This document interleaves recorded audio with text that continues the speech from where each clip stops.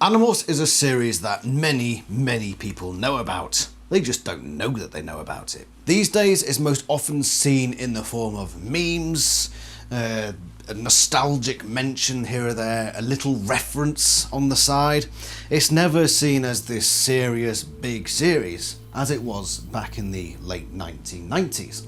It was written by K.A. Applegate and Michael Grant. Husband and wife team. She loves animals, he loves military history.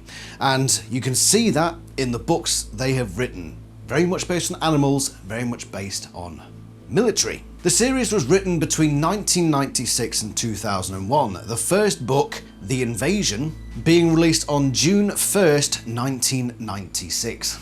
The last book, book 54 of the main run, The Beginning, was released in May of 2001. There were 64 books in total. 65 if you want to be really accurate. But 64 books included 54 main series books, 4 Chronicles books, 4 Megamorphs books, 2 Alternomorphs books. The 65th one is just a Meet the Stars for the TV show that accompanied the series. Michael Grant and Catherine Applegate worked as a team to write these books, even though Michael Grant's name doesn't appear on the front of the books for legal reasons. I'm not going to get into that. But they wrote 36 of the 64 books in total. The rest of them were written by ghostwriters who predominantly wrote the main series books stretching from book 25 through to 52. Overall, the series used almost a dozen ghostwriters for this stretch. The book series was the main portion of the Animorphs franchise. It was the starting point of the franchise. It started out as a book series, but it spawned other media, such as video games, 3 in all of them known to be very bad. It also spawned a line of Transformers toys, fast food merchandise. Nothing too spectacular, unfortunately, to the chagrin of Animorphs fans everywhere. But probably the most notable part of this franchise that stretched outside of the original book run was the TV series. Quite a popular TV series, especially in 2 American states, apparently. Michigan and Washington. Why? Who knows? But that's the case. That's what the stats say. And the TV series, although it was pretty popular, was very underwhelming for people who were well versed on the series, because it missed out a lot of the stuff that made the book series what it was. So the franchise was sizable, it wasn't massive, and unfortunately it came out shortly before the emergence of Harry Potter into the young adult fiction world. And Harry Potter, as we all know, and to this day, has pretty much overtaken the young adult side of fiction. So Animorphs fell by the wayside, despite its amazing toys, its amazing board games, and actually, yeah, about that. Animorphs suffered from poor marketing, poor merchandise, but most people remember it now for the book covers. You've all seen the book covers, you know what I'm talking about. These things pop up everywhere, even to this day.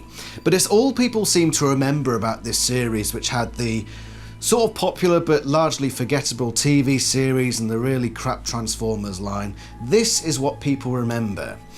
But now, is it time to really revisit Animorphs and see what potential it has for the 2020s? There's talk of an upcoming movie. Picture Start has taken on, they've got the rights to the movie, to make a movie from Scholastic, and that's still apparently going ahead. There are graphic novels being produced by one Chris Grine, and he's currently doing books 4, 5 and 6. Whether it stretches beyond that, we don't know. There are audiobooks being made for every single book in the series, with exception of the Alternomorphs and Meet the Stars books, so far as we know so far. The Chronicles books and Megamorphs books are about to be sold as audiobooks, so make sure you go check them out if you're interested in those. Probably actually not a bad place to start the series if you're new to it. So with all this upcoming mysterious movie going on, all the graphic novel releases, all the audiobooks, it's time now to finally talk about Animorphs. What made this series great? And I'm talking now specifically about the book series, because that's where it all started. That's what everyone loves. The rest of it can basically sod off at this point. The book series took almost 5 years to complete, from book 1 up to book 54, with the Chronicles and Megamorphs books falling in between various sections. But it was mostly about those main 54 books, and it followed a group of teenagers, 5 initially, and then they incorporate an alien teenager into the team after book 4, The Message. It follows Jake, who is the leader of the group, the average Joe, the kid who likes basketball, who likes playing video games, but isn't as good as his friend at it. But by the end, he becomes a military leader. And most of the plot, I would argue, follows him from going from that average kid to being what is effectively a general. We've got Rachel, who is Jake's cousin. She's very much into fashion and gymnastics, but she's not just your stereotypical girl of the 1990s. She's a bit of a badass. And she's very aggressive, very impulsive, and she's actually very hard to keep under control. Tobias is the loner emo kid who just sort of skulks around, according to the TV series, in a leather jacket. But very, very soon into the series, he gets trapped in Morph. He becomes what the series knows as a Nothlit. Someone who is trapped in the body of something they've morphed. He gets trapped in the body of a red-tailed hawk and remains that way for the rest of the series, largely providing air cover, but he deals a lot with becoming this creature in order to escape his problems, but then finding out that things are a lot more nuanced than that. We have Cassie, who lives on a farm, takes care of animals, and seems to have a special relationship with animals as well. She is the best morpher of the group. She's also the moral voice. She's all about peace, love, and understanding. But she's capable of putting that aside when necessary. But she is basically the focal point for all the moral questions as they come up during the series, and there are a lot of them. 5th member of the group is Marco. Marco is the most skeptical, the most logical, but also the best one at coming up with plans, ideas. He sees through things in a cunning and logical way. He is the Slytherin of the group, basically. He's also a bit of a joker. He comes up a lot with the catchphrases, the punchlines, and he is there for a bit of comic relief, at least at the very start, because then we get our real comic relief character, Aximili Escruth Istil, shortened to Axe. He's an Andalite. He is rescued early on in the series and becomes the 6th member of the group. And he loves human food because Andalites, which is the alien he is, have no mouth in their natural bodies and no sense of taste.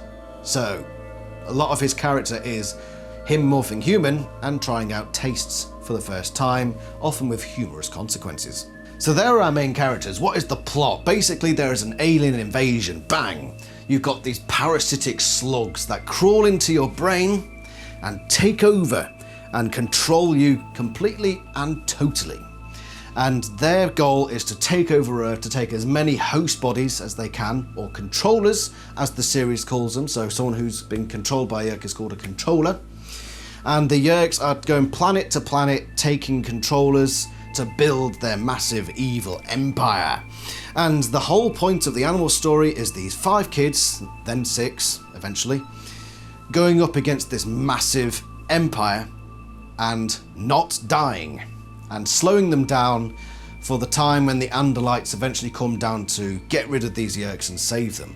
Things don't really pan out that way, but that is initially what they're going for. In order to do this, you know, they can't just do it as normal kids, can they? They need some sort of special power, and they get that in the first book. An alien fighter crashes down in a construction site, piloted by one Elfangor Cyrinial Shamtul, who is an Andalite prince, basically a military rank in the Andalite military. And he comes out, he's injured, he's just been chased down by the Yeerks. And in his last moments, he gives these 5 teenagers the power to morph, which comes in the form of this blue box here. The morphing cube. They all touch this and are given the power to morph into any creature they acquire the DNA of. In order to acquire it, they have to physically touch that creature and acquire their DNA, and then they can become that creature. And it's not limited to animals, it can be other humans, it could be other aliens, basically anything with DNA. Theoretically, they could morph plants, though they never really do. Though you could argue Visser 3 does. Visser 3, by the way, is the big bad of the series, and we meet him. He's the one who kills Prince Elfangor in that construction site in front of the Animorphs, the first death of the series. By the way, Visser is a Yeerk rank, similar to Prince is an Andalite rank in the military. Visser 3 is the only Yeerk who has an Andalite controller. The Andalites being the big good guys, the Yeerks being the big bad guys. The Yeerks have only managed to get this one Andalite controller gotten into his brain. And because of that, all Andalites, in the military at least, have the power to morph. This Yeerk also has the power to morph. And he uses it to morph big, dangerous aliens in most books to be the main threat to the Animorphs at any given time. And he morphs one of these big creatures, eats Elfangor, and chases the Animorphs, who he believes, throughout most of the series, are also Andalites. Turns out, of course, they're humans, most of them. But the aliens aren't just in human bodies, like the TV show would largely have you believe. They've infested other races, so they started on their own planet where they got into the heads of these creatures called Geds, who don't play a major role, let's be honest. But two of the main controller types that the Animorphs face in their battles are Taxxons and Hork-Bajir. Taxxons are these big, horrible, yellow-brownish worms with big mouths. They're cannibalistic. Taxxons were named after taxes, big, horrible, evil things that would just eat anything, take anything from you. The Taxxons were pretty much pushovers, at least after the first couple of books of the Animorphs. They just sort of explode on impacts, but they provide that horror, that body horror thing, that you're always at the risk of being eaten, pulled apart like zombies. These Taxxons are like freaking zombies. But then you have the more dangerous enemies. They're called Hork-Bajir. And they've got blades covering their bodies from their arms, legs, on their heads, shoulders, tail. They've got blades covering. The series often calls them salad shooters, which is an American thing, I think. But whenever the Animorphs come into a battle, they're trying to halt a Yeerk plan, usually they'll be confronted with a bunch of Hork-Bajir and Taxxons, who will try to slice them up. But the Animorphs have their own battle morphs. Jake has a tiger, Rachel has a grizzly bear, Cassie has a wolf, Tobias, obviously red-tailed hawk, and Marco, a gorilla. Axe the Andalite goes in his own body because they've got tail blades and they can whip them around the place. There's also human controllers, but they'll usually be armed with Dracon beams, which are basically the alien lasers of the Animorphs series. There are also battles in space, because there's all these alien races of spaceships, and there are big dogfights in space and in the sky, and a lot of your usual sci-fi stuff. There's a different element that's thrown in there though, and that is godly beings, which might seem strange, but the Elemist and Kryak are two godly beings, good and evil, that are just trying to manipulate puzzle pieces here and there to make things go their way, but they don't interfere. Wink. Animorphs is all about courage, bravery, and self-sacrifice. These kids sacrifice a lot, show incredible bravery and courage to go up against this evil Yeerk empire. A lot of the books, especially the early ones, had messages that were geared more towards preteens, like young adults, messages about, for instance, courage, self-sacrifice, overcoming your fears, doing the right thing even when things don't seem to be beneficial to yourself, all that sort of stuff that, you know, is good in these sorts of books. But for anybody else, for the older audience, there are bigger questions that these books foist upon us. The nature of the Yeerks as they are, as these parasitic creatures that go into the bodies of innocent people, brings about a lot of moral nuance and difficult questions. And just war in itself, the situations the Animorphs are thrown into, whether they kill defenseless enemies, whether they don't kill defenseless enemies who could later turn out to do something bad. It's those sorts of moral questions that the series brings up, and brings up a lot, which seems to be a bit above the age range that they were originally marketed at. The series really values the ideas of liberty, freedom, and one of the biggest things I believe it puts across is this idea of teamwork.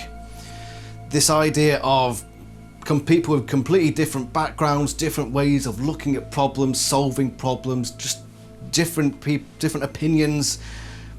These people working together to overcome a problem. For example, Cassie and Marco are so diametrically opposed in the Animorphs group, but they work together, and sometimes they butt heads, but in the end they work together and find compromise to solve a problem facing them. It's a very, very American series, and that's not to fault it. It is a brilliant series, and it really gives you that strong American feeling that me as a non-American with an American wife, I look at and I see something good in that. Liberty, individualism, and at the same time caring for those around you and working as a team to solve problems. It's a very American way of looking at things, and I freaking adore it. But what is the future of Animorphs? Well, hopefully soon we'll have a Picture Start movie, and perhaps now is the right time with all this talk of aliens and UFOs and all that sort of stuff, and the 90s revival going on as it is. Now, I believe, is the time for Animorphs to make its big comeback. And I hope you agree with me. If you haven't already checked out the Animorphs series, why haven't you? Go check it out. Go read those books. You can read them for free. Link in the description. You can read those books, all of them for free on online PDFs. If you're willing to throw a bit of money towards the series, of course, you've got audio books, you've got Amazon still selling a few books, you've got the graphic novels by Chris Grine. Go check out this series. Don't pay too much attention to the TV series or any other merchandise. Go read the books. Thank you very much for watching, and if you like the series, do stick around. I talk a lot about it. Thank you very much for watching. I shall see you soon. Ta-ra.